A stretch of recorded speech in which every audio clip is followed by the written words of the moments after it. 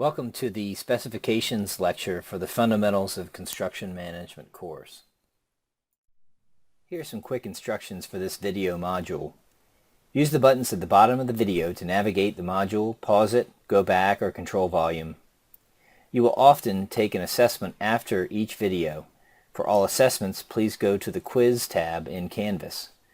For any questions about this content, please consult with the instructor at apmccoy@vt.edu or use the discussion section of the Canvas website. Here are the learning objectives for the Specifications lecture. By the end of this module, a learner should be able to explain specifications in terms of their role in the construction process, identify CSI Master Format and divisions of work, define sections of a typical construction divisions 00 and 01 and their importance, define technical trade sections, divisions 2 through 50, and explain the process of errors in the plans and specifications. It is important to understand the role of specifications and their definition within the design and construction process of a building. Previously, we talked about drawings. One might think that drawings describe the quality or the materiality of the building, but often drawings are meant to be quantitative. They quantify the amount of different items in the building. They quantify the dimensions of a building, the vertical dimensions, the horizontal dimensions. These are all items that the drawings quantify, whereas the specifications are much more qualitative.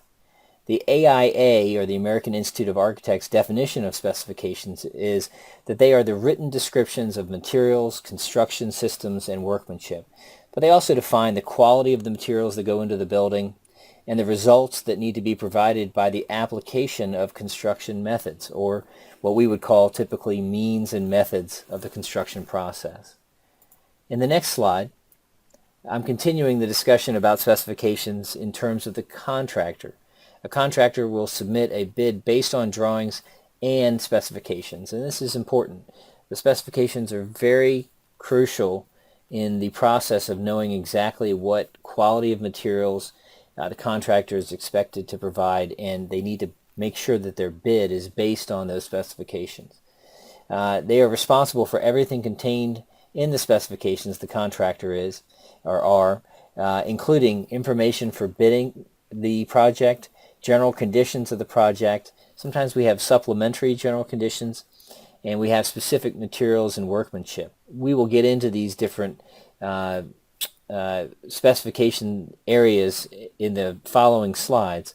But first, if we move on to the next slide, I want to just break down generally how these different sections of the specifications work. We have what's called the Construction Specifications Institute specification list. These are presented typically in the following sequence. Division 00 is typically the bidding requirements, where you have the invitation to bid or the request for proposals, RFP. You have instructions to bidders, and you have bid forms that need to be filled out. In Division 00, we also will have contract forms and conditions, although these sometimes will come under general conditions as well.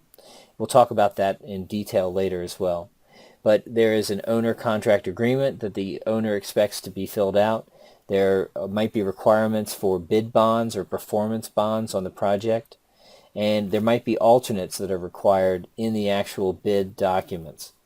Then we get into Division 01, where we have general conditions and supplementary general conditions for the building and the site.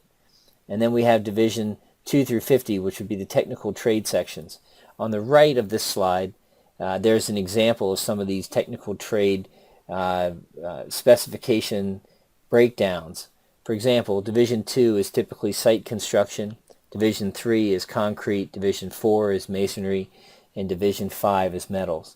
Based on the CSI Specification Master Format, these names and these numbers are consistent from every single project that you would work on for a typical building.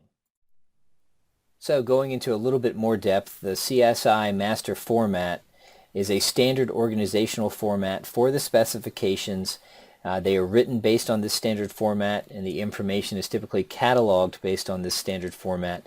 Every project you do, no matter whether it is a house, a large strip mall, or an industrial building, if you have a designer involved that creates specifications, they're typically broken down into this organizational format.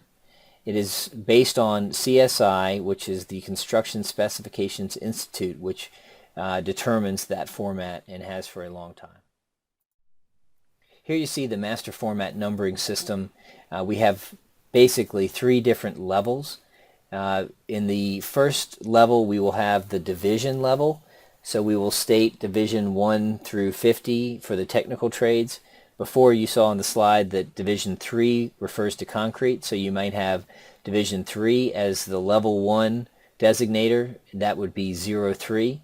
And then you have sections of work within that division of work that would be the level 2 designator, and then you might have subsections of work within the section of work within the division of work, and that's the level 3 delineator. Here we're going to look at the 50 divisions of the master format. Basically, these will change, so you have to keep an eye out for whether they've changed on a specific project or not, or from year to year. But typically, the facilities construction subgroup, division 2 through 19 that you see at the very top of this slide, they typically will not change as much. What does change is the lower right process equipment subgroup. As you get into buildings that have more and more detail and different types of equipment and processes, that might change a little bit, but often the divisions of work stick to this set of 50 divisions in the master format breakdown. To the top right, you see that previous slide, levels of detail of divisions of work that I was talking about. You see how it's broken down in an example. And moving on to the next slide, we see that top right area in detail. So we would start in masonry, for example, with 04, which is the designator from the CSI Master Format for specifications dealing with masonry.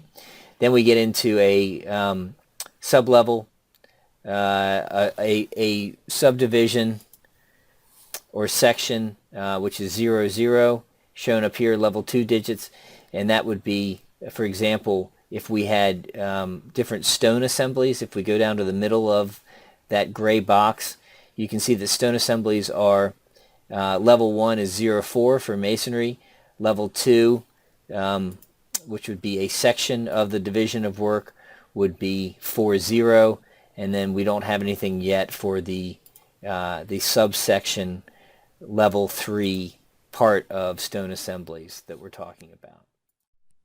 Okay, now I'm going to talk in detail about specific divisions of work. In this case, we're going to start with division 00, which is the procurement and bidding division of the specifications. Here you're going to see advertisements for bids, invitation to bid, or the request for proposal, RFP. You might see instructions to bidders, pre-bid meetings, land survey information, geotechnical information that's important for the bidding process, and bid forms that are required to be used. On the next slide, we're talking about in the Division 00 contract forms and requirements. Sometimes you have a specific owner-contractor agreement form that the owner wants you to use. If you do not use that, your bid might not be read or even seen as legitimate. Sometimes you have to provide forms for your bonding capacity.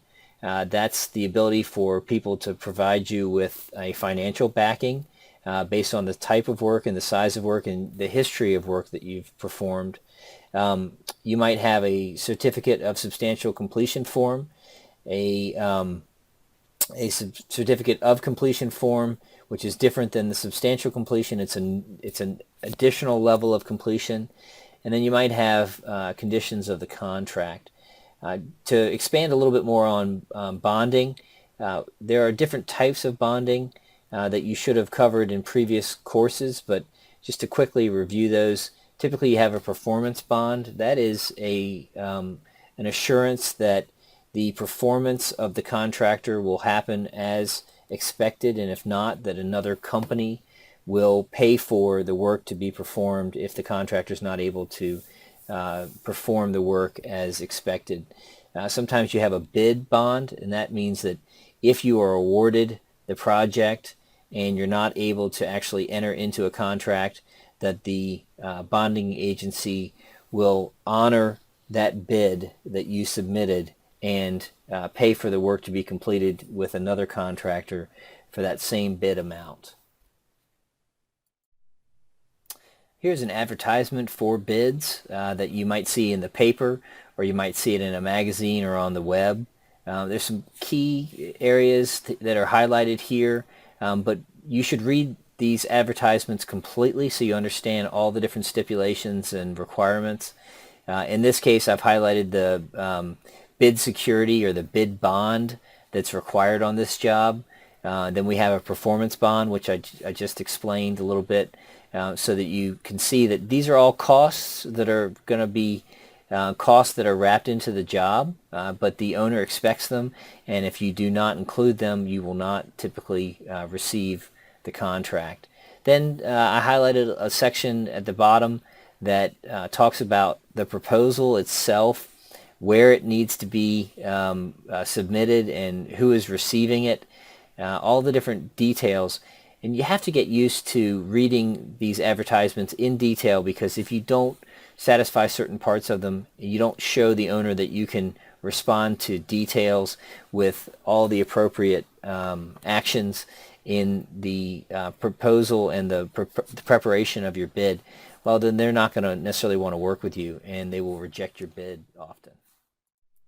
Similar to the advertisement for bids, but also often different, is the invitation to bid. This invitation is typically for public construction projects, not private, where you could have an advertisement if for private construction projects.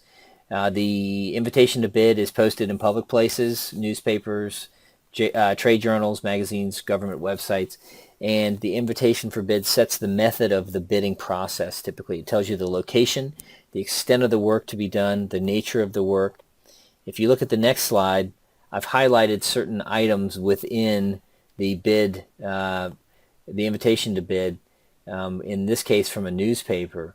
And you can see some key areas: the request for bid proposals, receipt of the bids and how that process takes place and where, the prime contract, and who the contract will be awarded, and will be working with in terms of the architect and the owner-client, things like that. The scope of work, the locations of plans and specifications, so that if you want to bid this project, you can get a copy. And then sometimes remember that you'll have to make a deposit for plans. And if you don't get the project, you want to return those plans and make sure you get your deposit back. Getting into details around the instructions to bidders. These instructions typically state the procedures to be followed by all bidders. If they're not followed, typically it disqualifies you for getting the contract. They will describe the manner of delivery for the project, whether it's a design bid build or a design build project, so project delivery methods, the timing of the delivery, the date of delivery, if they need to have it finished by a certain date, the location of the bid opening itself, whether it's a public or private construction project. Moving on to the next slide, there are often proposal forms that you need to make sure that you fill out correctly and know everything that you're putting into that proposal form, because you will be contractually tied to it. It'll also tell you where bids are received, any addendums to the plans or the project, and any kind of time and location for changes to the project and how you might go about working in those changes to the project. Here's an example in the next slide of a general construction proposal form. I've highlighted some key areas here. It's telling you the proposal, location and time, where you would fill in your base bid amount, any kind of alternates that you have, and you would describe the alternate. An example of an alternate would be that you are being asked to build with a steel structure, but you've factored in the cost of a concrete structure instead, so you want to let the bidder know that if they would like to build in this way that is different than what has been proposed, in the drawings that you are proposing that you might save them money or it might cost extra money. You need to identify that and acknowledge that you've received the addendums and any changes in the drawings.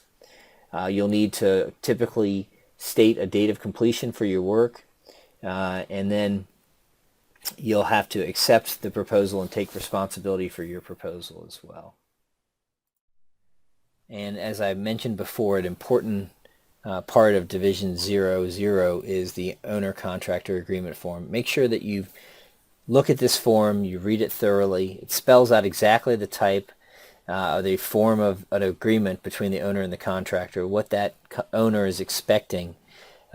Typically there is an American Institute of Architects or AIA form that is typical that needs to be used, and you need to make sure that you understand which one is being used. And often agencies will have their own owner-contractor agreement form that change a little bit between agencies. So depending on who you're working for, the Navy, the Department of Defense, different groups out there that would have their own form that they want you to fill out. And you need to make sure that you're not making assumptions of the type of form, and you actually go and look up which one you're supposed to use. Now I'm going to define Division 1, the general conditions, a little bit. Typically, the general conditions in Division 1, the specifications will provide a summary of work. They will provide a price and payment procedures, product substitution procedures if you want to propose a different product than what they've shown in the specs and the drawings, any kind of contract modification processes. It will define the project management expectations and coordination expectations. What is your role as the general contractor and what they expect you to do as once you win the bid or the proposal. They will talk about construction schedules and documentation of the responsibility for scheduling and the contractor's responsibility. They'll talk about any kind of regulatory requirements. They'll discuss temporary facilities. In this case, an example of temporary facilities would be the site trailers that the general contractor expects to use on the site. Any kind of product storage and handling on the site, owner-supplied products, execution and closeout requirements for the project as well. Moving on to the next slide and continuing the general conditions. Often this section is typical from the American Institute of Architects specifications. You'll see a lot of typical language, but you need to go through and make sure that you understand any parts that are not typical and read each paragraph carefully. Sometimes these documents will be detailed enough that you need to engage the services of a lawyer and make sure that there's nothing that is being written in a way that's unfavorable to you if you sign a contract. You need to factor in time for that as well and make sure that that's part of the schedule. Look for alternates. If there aren't any opportunities for alternates, sometimes people will not bid because the assumption is that the contractor at this stage is the expert and would know better ways to do the work. And if they won't allow you to provide other ways to do the work, sometimes it's not worth bidding because you won't be allowed to be the expert who can save time, save money for the client the way you want to. The general conditions, they spell out clearly the rights and responsibilities of each party involved in the project, and you need to make sure that that's the case. Sometimes Division 01 of the general conditions will contain a supplementary general conditions section as well. These are often amendments to the original general conditions. They're sometimes placed in Division 1, sometimes they're delineated as a separate area within the specifications and not necessarily called Division 1, but you need to look out for these and make sure that you keep an eye out. They're often for special requirements of geography or locality or individual projects. You might be building in a special area that has geographical restrictions and issues that they want to make sure that it's a typical building, but they're adding some supplementary pieces to the general conditions. Remember that each set of specifications is different, and you need to look for what those differences might be. In the next slide, I'm proposing some possible additions that you'll see in the supplementary general conditions. Sometimes you'll see issues around pumping and shoring. Any kind of specific requirements when it comes to pulling water out of the ground, pumping water out of the construction site itself, if they're very sensitive about where that water is going to go. Building shoring, which is temporary structures that hold up the site, and that might change just depending on the type of soil. Dust control in certain areas, the use of temporary offices or utilities and local requirements for that. If you want to substitute materials, sometimes that'll be covered in this area, but typically it's covered in general conditions. Signage for the site, any kind of cleaning requirements. At one point I worked on a large semiconductor facility where they had what are called clean rooms, where there's 0 particulates that are allowed into the room. So there were all kinds of supplementary general conditions that talked about how to make sure that every contractor who walked in and out of the building wore certain booties and pieces of clothing that kept them clean and the particulates in the air down that they might bring in from outside. Sometimes contractors are required to do shop drawings or surveys, and the list goes on. There are all kinds of different possibilities for the supplementary general conditions. Again, the point here is that you need to really look through these conditions and make sure you understand all the different sides of the building. Looking at the alternates that often appear in the general conditions or the bid proposal, these are typically owner-requested alternate methods and materials, but they often can be contractor supplied or contractor requested. So it's important to remember that you might understand a better way to do the project and a way to save money and time, and so you want to be able to propose these alternates. Often they're separately listed in the specifications or they're on the bid form separately, and they'll either be a price addition or a deduction, and you need to be very clear about whether they are an addition to the price or a deduction. Often if the owner requests it and it's in addition to what the building requires, then it'll be a price increase. So you need to just spell it all out. Typically with alternates you have to include separately any contingency monies or taxes, overhead and profit regarding that specific alternate. Don't assume that that money has been covered in your main bid, your total bid price. Moving on to the next slide, there's one cautionary tale that I will say when it comes to alternates, and a warning. Often what will happen is the inclusion or exclusion of alternates could make one party the low bidder. Why is that? It's because contractors won't include much of the building in the main bid, and so they will look like they have the low bid, and then they will provide a whole list of alternates which just increasingly make the price of the building, if it's going to be built the way that the drawings call for, it makes that price much higher, but their initial bid itself looks low. It's just that they throw in a lot of different alternates. So what happens is often contractors will not bid jobs with a lot of different alternate options, because it means that they're not able to use their relationships and their economy of scale to provide the best price possible.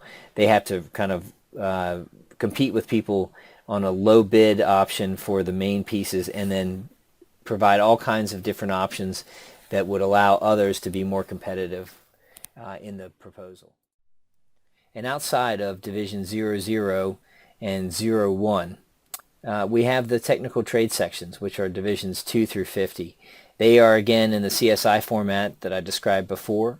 They typically will talk about types of materials, quality of materials, performance requirements, and then the methods that are required to obtain a specific result when it comes to the materials. For example, the finish on concrete and the curing requirements for concrete.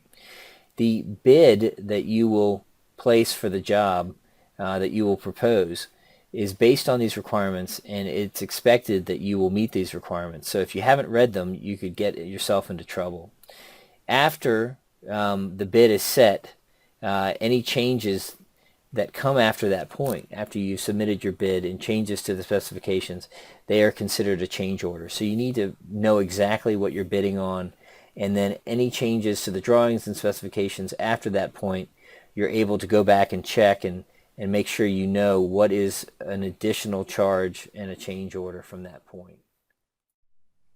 In the event that there are plan or specification errors, there's an important process that you need to know when it comes to covering yourself and making sure that you have records that spell out all the different changes and errors. So the first thing to do is you keep an original copy of everything. Make sure that you have those original copies so that you can show where the error might exist from what you bid on, or changes in the errors in those changes in your original bid and what you based your original bid upon. Then the next thing you need to do is notify the architect and the engineer in writing through a request for information to say, I've noticed these errors, it's on these pages, I need to have some clarification and understand if I bid it this way, what I need to be actually considering when it comes to the construction of the process, or if I'm going to bid it, what do I need to assume here? You need to specify the number of days before the bid date that the response must be received from the architect or the engineer. That way it leaves you some ability to show that you don't have the information you need to bid the project properly, and let them know that you need to know before that bid date, or they need to possibly push back the bid date so that you can have an ability to bid it properly. Note the error in the bid document and possibly omit this portion of the job. That's something to consider if they don't get back to you in time, or if you just have errors and it's too late to get information from the architect and the engineer. And then make sure you keep a running list while bidding the job and building it for reference of all the errors and all the omissions that have happened and the solutions that you've provided, or what you're assuming will be the solution. This concludes the specifications lecture. The learning objectives for this lecture, once you have completed the module, were that you can explain specifications in terms of their role in the construction process, identify CSI Master Format and divisions of work, define sections of a typical construction, divisions 00 and 01 and their importance, define technical trade sections, divisions 2 through 50, and explain the process of errors in the plans and specifications.